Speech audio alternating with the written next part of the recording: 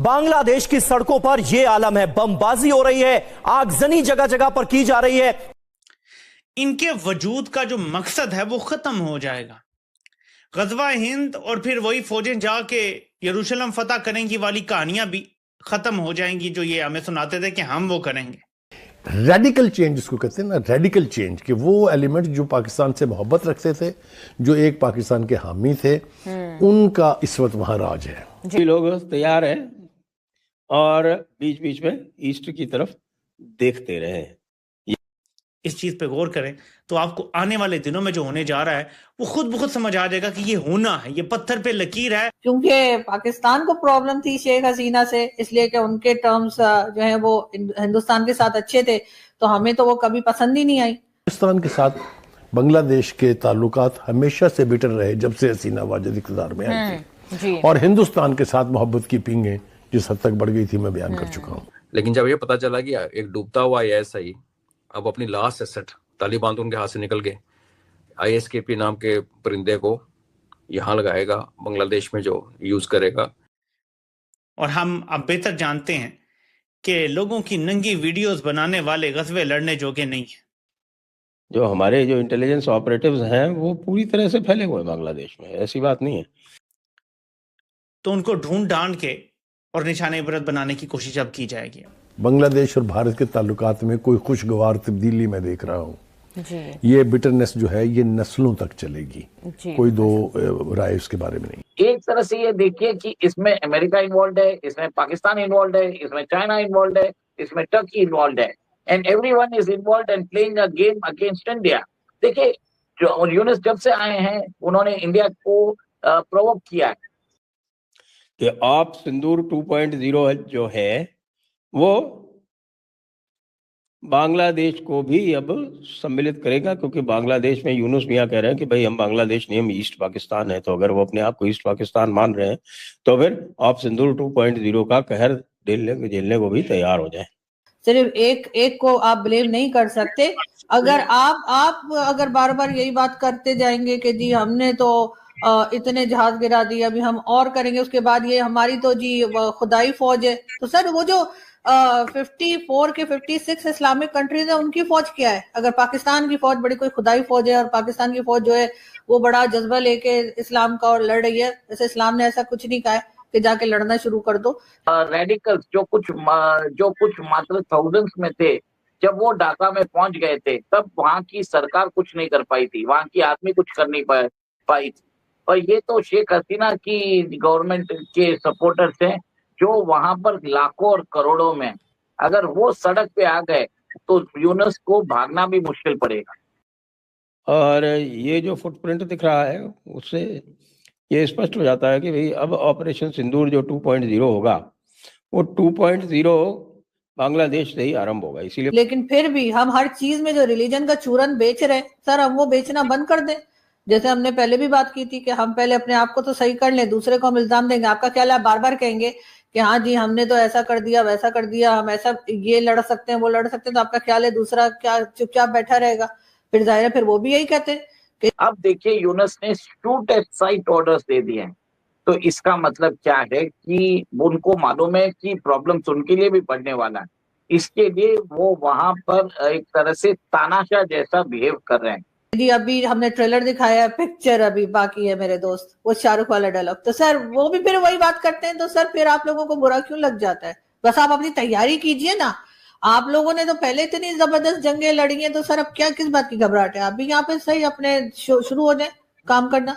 मेरा ख्याल है कोई जैसे आप कहते हैं ना हमें बैठ के बात करनी चाहिए, तो वो बैठ के तो बात करें, लेकिन अगर हम अपने यहाँ से टेररिज्म को रोकने की बात करेंगे तभी तो वो बात करेंगे ना सर। आजकल तो आपकी बड़ी फोटोज चल रही है लश्कर तोयबा वालों के साथ, मैंने देखा वो लोगों ने मुझे इस कदर टैग कर रखा है, मैंने कहा आपका सुबह से वीडियो नहीं आया था, मैंने कहा पता नहीं चीमा साहब कहाँ पे एटम बम लगाने गए या पता नहीं कौन सा बम फिट करने के लिए गए हुए, कहा किसी को फाट फूटने के लिए तो नहीं छोड़ने गए।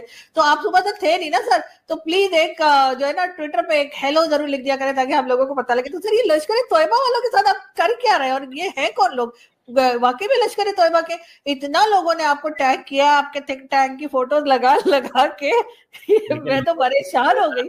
लोग मुझसे करते हैं प्यार, तो जब लोग मुझसे प्यार करते हैं, वो मेरी तस्वीरें उठाते हैं, मेरे से तस्वीरें चलाते हैं, तो मैं तो जो मुझसे प्यार करे मैं तो उससे उल्टा प्यार, डबल प्यार करता हूँ। वो क्या, मैं कल वो मौलाना फजलुर रहमान को क्या सुन रहा था, वो बांग्लादेश में कह रहे थे तुम हमारी तरफ चल के आओगे तो हम तुम्हारी तरफ दौड़ के आएंगे। तो ये जो लोग प्यार करने वाले हैं, हम ये हमारी तरफ चल के आएंगे तो हम इनकी तरफ दौड़ के जाएंगे। लेकिन सर ये लश्कर तोयबा वाले तो जिसकी तरफ दौड़ के जाते हैं उसके बाद वो आपको पता है उसके साथ क्या होता है? बात यह है पाकिस्तान के आर्मी चीफ ने कि अगर हमला करोगे तो जवाब देंगे। उसने तो ये कहा है ना, तो वो ये भी ना कहे, वो कह रहे हैं लंबी जंग। मतलब कौन दुनिया में ऐसा बंदा होगा जो ये कहेगा हमें कश्मीर पे हमला करने लगे हैं, कश्मीर हम ले लेंगे, सर क्रीक के जरिए कराची पहुंचेंगे, लंबी जंग पाकिस्तान से लड़ना चाहते हैं। पाकिस्तान का आर्मी चीफ कहे आप तो मतलब पाकिस्तानी ही ना छोड़े, आप तो खुद ही सारा टाइम जो है वो हर रॉ पे तो नहीं आप तनकीद करती, सारा टाइम जो है वो आप अपने ही सिस्टम पे तनकीद करती रही। तो मतलब पाकिस्तानी अगर करें तो आप ना छोड़ें, वो करें तो आप कह रही हैं कि वो कह रही हैं, आप कह रही हैं कि वो करते रहे, आप बोले भी ना। ये आपका कमाल नहीं आप बोले भी ना सर। आपके यहाँ से जब अगर आपके यहाँ से इन लोगों के ऊपर काम किया गया होता, जो अटैक चलते हैं, चाहे ये हाफिज सईद होता, चाहे वो लश्कर तोयबा वाले जिनके साथ आप फोटो बना रहे थे, या कोई भी लोग, तो सर उसके बाद उन लोगों को अगर अरेस्ट करते उन पर काम करेंगे तो फिर इंडिया अपने आप ही आराम से हो जाएगा ना। वो तो यही कह रहे हैं कि भाई आप टेररिज्म रोकिए, तो वो टेररिज्म तो आप रोक रहे नहीं है। आप इस वक्त वही कर रहे हैं जो आप अफगानिस्तान को कह रहे हैं। सर मैंने पहले भी कहा था वही चीज भारत हमें कहता है तो हम नहीं मानते, लेकिन अब हम अफगानिस्तान की गवर्नमेंट को कह रहे हैं कि जी आपकी जमीन से जो है वो हमारे अटैक हो रहे हैं तो आप रोकिए। तो अब अफगानिस्तान की हुकूमत हमें हमारी बात नहीं सुन रही, तो आप इसी से समझिए कि भारत आपसे जो कह रहा है अगर आप उनकी सुन लेंगे तो हो सकता है अफगानिस्तान भी आपकी सुन ले। नमस्कार दोस्तों, आप देख रहे हैं हिंदुस्तान लाइव न्यूज। आज हम बात करने वाले हैं उस मुद्दे पर जिसने पूरे साउथ एशिया की राजनीति को हिला दिया है, रॉ की एक्टिविटी। बांग्लादेश में आखिर क्या पक रहा है और क्या मोदी डोवल किसी बड़ी प्लानिंग पर काम कर रहे हैं? दोस्तों, हम यहाँ सिर्फ फैक्ट्स, रिपोर्ट्स और जियोपॉलिटिकल एनालिसिस की बात करेंगे, अफवाहों की नहीं। पिछले कुछ महीनों से बांग्लादेश में राजनीतिक हलचल तेज है।